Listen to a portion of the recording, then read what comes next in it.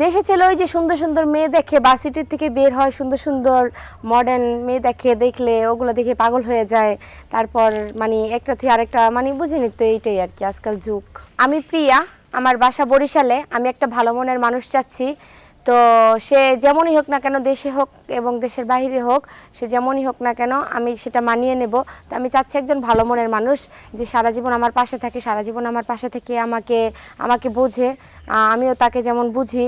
তো সে যেমনই হোক না কেন, তো আমাকে যদি কারোর ভালো লেগে থাকে তাহলে স্ক্রিনে দেওয়া নাম্বারটিতে অবশ্যই যোগাযোগ করবেন, তাহলেই পাবেন। তো আমার বাবা আছে, আমার মা আছে, আমি পড়াশোনা করি, ইন্টার সেকেন্ড ইয়ারে পড়ি। তো আচ্ছা, তো আপনার পরিবারে কে কে আছে? আমার পরিবারে আমার বাবা আছে, আমার মা আছে। আচ্ছা, কেমন ছেলে আপনার পছন্দ? প্রবাসী ছেলে যেমনই হোক না কেন, প্রবাসী হোক বাংলাদেশি হোক, প্রবাসী ছেলেরা আর কি একটু কষ্টটা বোঝে, মানে ওরা বোঝে তো, মানে অনেক বলেন, সমস্যা নেই, একটু খুলে ওপেনলি বলেন।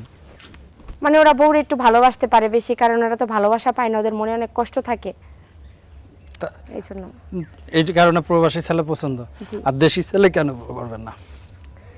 দেশে ছেলে ওই যে সুন্দর সুন্দর মেয়ে দেখে ভার্সিটির থেকে বের হয়, সুন্দর সুন্দর মডার্ন মেয়ে দেখলে ওগুলো দেখে পাগল হয়ে যায়। তারপর মানে একটা থেকে আরেকটা মানে বুঝিনি তো, এইটাই আর কি আজকাল যুগ।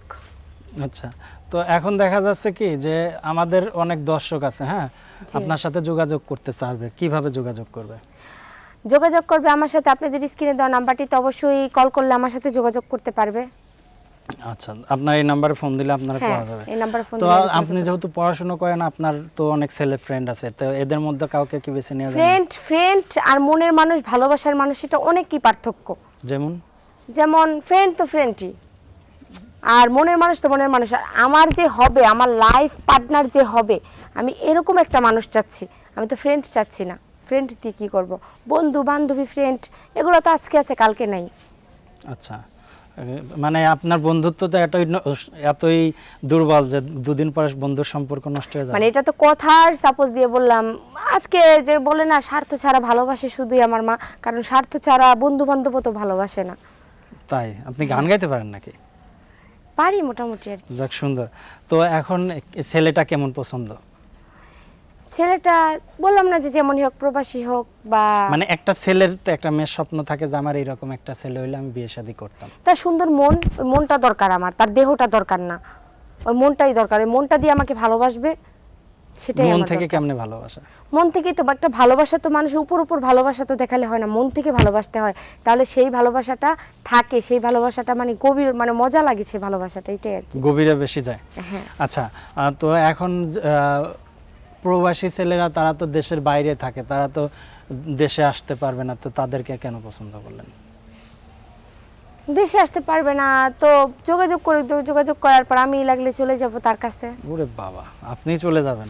ঠিক আছে, তো আমরা বিদায় নিচ্ছি। দর্শকদের কিছু বলার আছে? দর্শকদের বলার আছে তো, যারা যারা আমার ভিডিওটা অবশ্যই দেখতেছেন, আমাকে যদি কোনো প্রশ্ন করার থাকে, কিছু জিজ্ঞেস করার থাকে, তাহলে অবশ্যই কমেন্টের মাধ্যমে জানাবেন। আর আমার সাথে যদি কেউ যোগাযোগ করতে চান তাহলে অবশ্যই স্ক্রিনে দেওয়া নাম্বারটিতে অবশ্যই যোগাযোগ করবেন, তাহলে আমাকে পেয়ে যাবেন। ধন্যবাদ।